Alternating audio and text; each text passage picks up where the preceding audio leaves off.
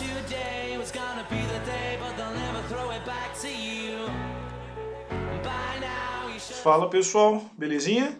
Pessoal, voltando aqui então com a nossa terceira videoaula a respeito dos capacitores. Nessa videoaula eu quero definir com vocês a energia armazenada em um determinado capacitor, tá? Seja ele plano ou não.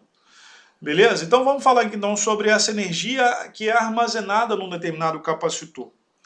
Quando nós consideramos a capacidade eletrostática de um determinado capacitor, essa capacidade eletrostática ela é constante. O que isso significa? Significa dizer o seguinte, que à medida que a DDP aplicada no capacitor aumenta, o que vai acontecer? A quantidade de carga que esse capacitor está armazenando, ela também aumenta.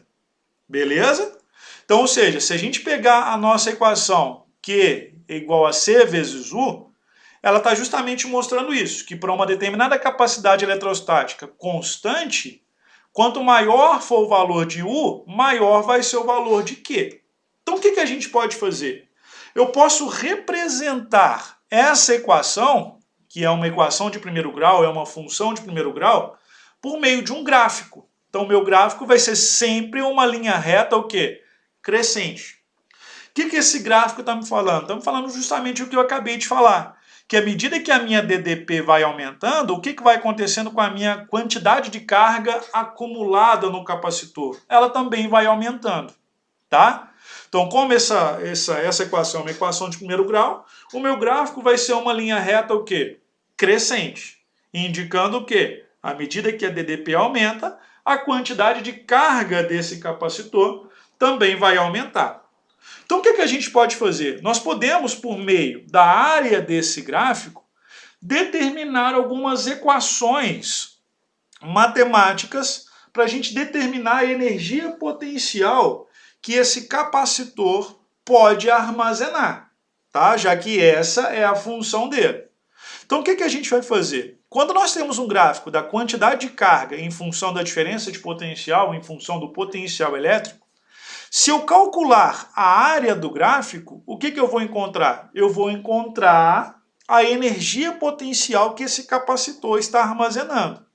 Então eu posso dizer que a energia armazenada por um capacitor é numericamente igual à área do gráfico. Que nesse caso aqui é o quê? É um triângulo. Então eu posso dizer o seguinte, que a energia armazenada por um determinado capacitor vai ser o quê? Vai ser a base vezes a altura dividido por 2. Então eu posso dizer que é Q vezes U dividido por 2. Essa é uma equação que nós temos para determinar a energia potencial elétrica armazenada por um determinado capacitor. Q vezes U dividido por 2. Mas lembrando, nós sabemos que o Q vale o quê? Qual que é a equação que representa a quantidade de carga que esse capacitor vai armazenar? Nós sabemos que Q é igual a C vezes U. Então, se eu substituir esse Q nessa equação, o que eu vou ter?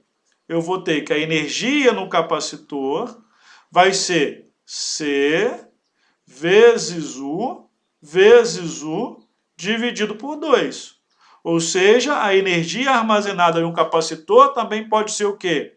A capacitância desse capacitor, a capacidade eletrostática dele, vezes a diferença de potencial ao quadrado dividido por 2. Essa é uma outra equação que nós temos para determinar a energia potencial elétrica armazenada no capacitor. Eu posso pegar essa mesma equação aqui e ao invés de isolar o Q, eu posso isolar o U. Posso isolar a minha diferença de potencial. Beleza? Vou fazer isso. Então, se eu isolar o U, ao invés de isolar o Q, eu vou ter o seguinte, que o U é igual a Q, sobre C. Beleza? Eu não tenho essa relação.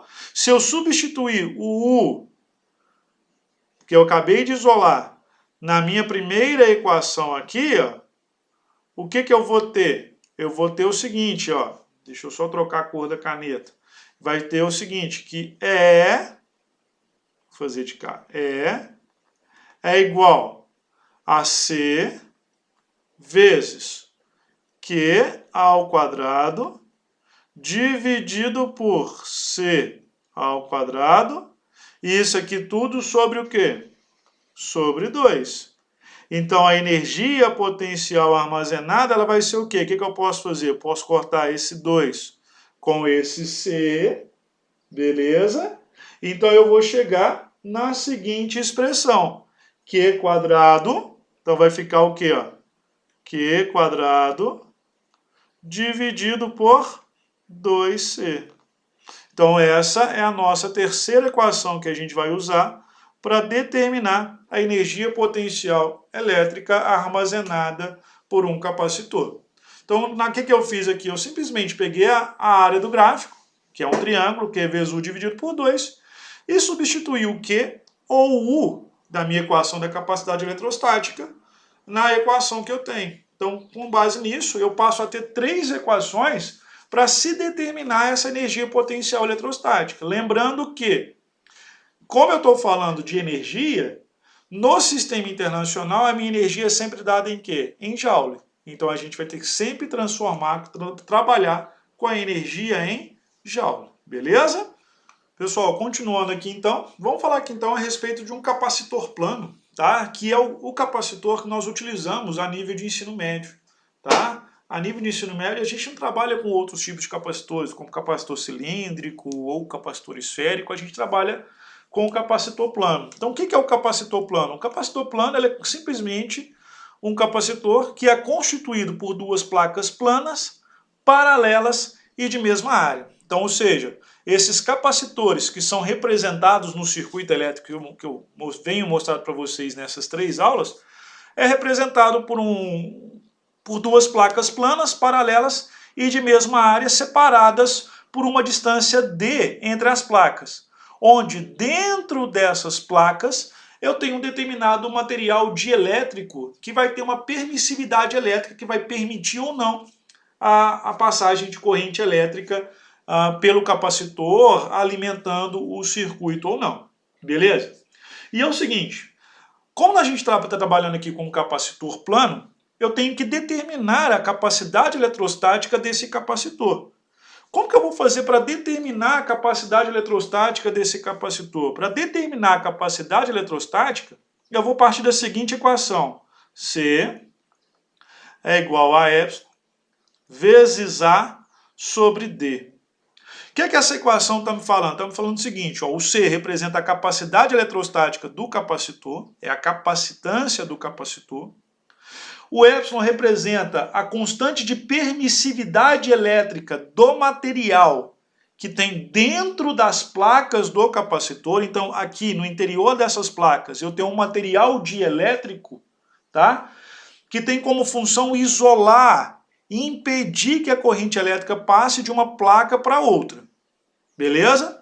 Então, quanto mais dificuldade a corrente elétrica tem de passar de uma placa para outra, melhor é o material dielétrico, melhor isolante vai ser o material e melhor vai ser o capacitor, já que essa é a função dele, tá? Então esse epsilon aqui, ele representa o quê? Justamente a permissividade elétrica do material que está dentro das placas do capacitor.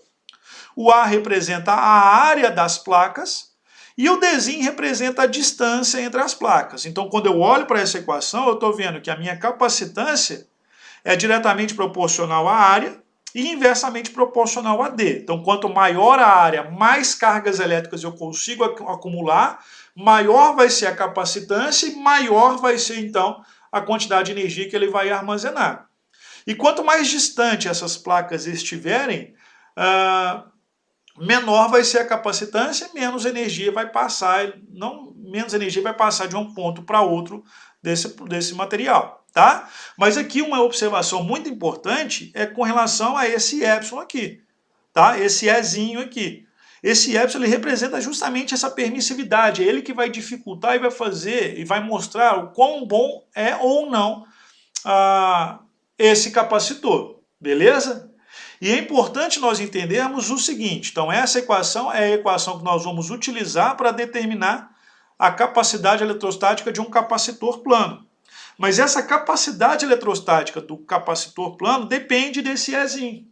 E esse E, ele é representado pela seguinte equação, ER vezes ε0, beleza? Esse ε0 aqui, ele é uma constante e ela vale 8,85 vezes 10 a menos 12 farad por metro. Isso é uma constante, beleza? E ela vale 8,85 vezes 10 a menos 12 farad por metro. Esse ER, ele representa o dielétrico do meio. Então, ou seja, dependendo do que eu colocar aqui, eu vou ter um determinado valor para ER, que pode ser 1, pode ser 25, pode ser 80, pode ser 3, pode ser 2, beleza? Quando eu multiplicar o valor de ER pelo valor de ε0, eu vou ter o valor de Ezinho, desse Y aqui, certo? Que vai ser utilizado na equação do capacitor. Então, cada meio vai ter um determinado ER, que multiplicado por ε0, por E0, eu vou ter o valor de E, que é o que eu vou utilizar na equação do capacitor. Tá? Então, por exemplo, o vácuo apresenta um ER que equivale a 1.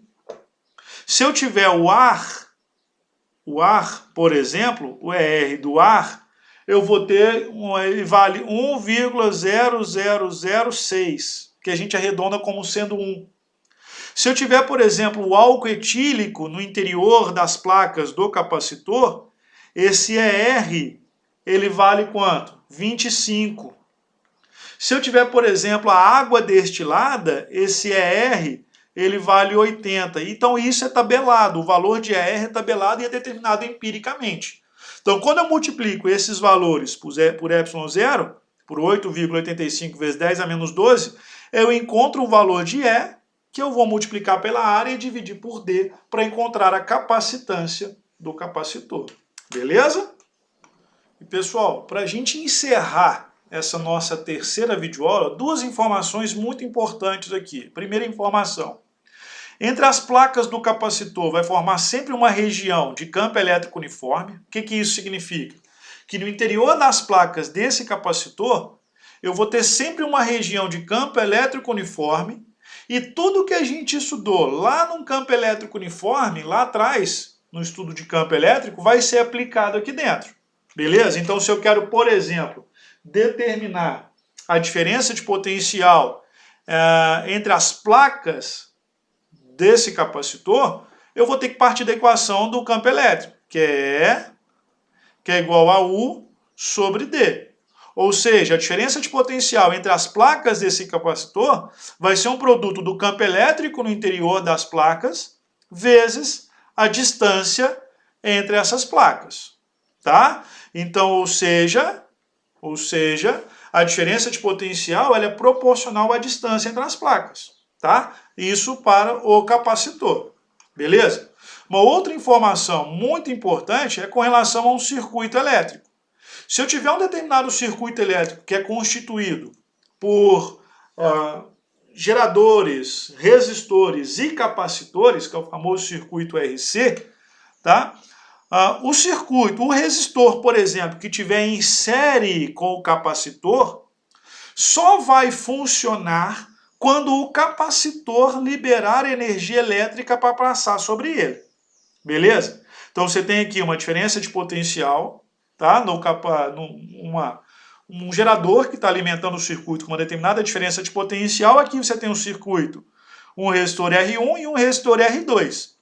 Esse resistor R2 ele não funciona. Ele só vai funcionar quando o capacitor liberar energia para passar sobre ele. Porque até então o capacitor, o que ele vai fazer? Ele vai armazenar energia elétrica, ele vai receber essa energia elétrica. Beleza? Quando ele liberar a energia que ele recebeu, a corrente elétrica que ele recebeu, aí ela vai passar pelo resistor R2. O resistor R1 funciona normalmente porque está em paralelo com esse ramo do circuito. Beleza? Então eu vou encerrar aqui então essa nossa terceira videoaula, tá? Abraço, fica com Deus. E na próxima videoaula eu volto falando sobre associação de capacitores. Então, tchau! By now you should have somehow realized what you're not to do. I don't believe that anybody feels the way I do about you now.